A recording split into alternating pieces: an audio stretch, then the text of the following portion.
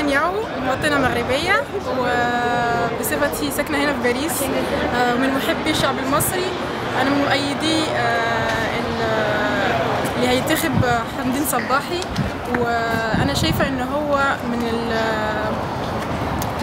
الناس اللي هم مقدمين برنامج بيدخل على طول على القلب. بس أنا كنت عايزة أعرف بس الضمانات ان صوتي يعني ما يروحش، لان في التصويت لغايه يوم الخميس القادم، وبالتالي الصناديق هتبقى موجوده هنا.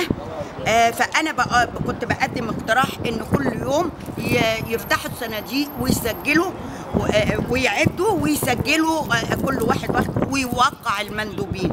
فهو قال لي لا، ده احنا هنشمعها لغايه يوم الخميس، ويوم الخميس هتتشمع ويحصل الفرز يعني. وحمدين صباحي راجل مننا، عمل معانا الثورة، كان معانا يوم 25 يناير قدام دار القضاء العالي، ومشي معانا لغاية التحرير، وال18 يوم كان معانا.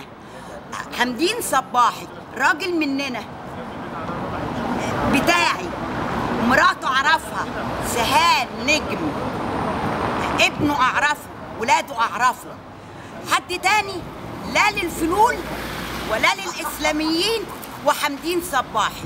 طبعا انا كنت افضل، كان نفسي يحصل فيه نوع من التوافق ما بين الثلاثه بتوعنا، خالد علي وابو العز الحريري والبسطويسي وحمدين صباحي، بس للاسف فانا شخصيا لان حمدين متقدم فاضطريت ان انا ادي حمدين. طيب بما انك اول مره في حياتك تنتخبي انتخابات رئاسه لمصر بعد ثوره يناير اللي بتطالب بمصر دوله ديمقراطيه، شفتي جوه حسيتي ان احنا رايحين ناحيه الديمقراطيه ولا لسه شويه؟ لا انا ما اقدرش اقول يعني، دي لجنه وسالت اسئله وجاوبنا عليها، ما اعرفش اقول النيات هل في شك من حضرتك؟ ايوه في شك طبعا، اللي يقتل شعبه يزور الصناديق مفيش كلام. صح. الله طبعا انا شاكه، وانا مع المقاطعه، لا دستور ولا انتخابات في ظل العسكر، ويسقط حكم العسكر.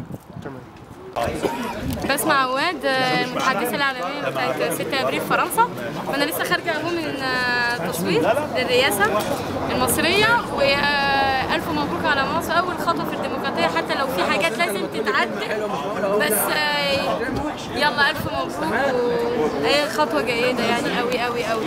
وانا بصراحه ولا صوتت للاخوان ولا للفلول، فاهم، معروفه صوتت للدين، ويا رب بالنجاح ان شاء الله. وبرضه عايزه اقول هنا جاي قدام السفاره، يسقط حكم العسكر، وانا لسه مكملين المشوار، الثوره مستمره ان شاء الله. جايبين معانا برضه اختيار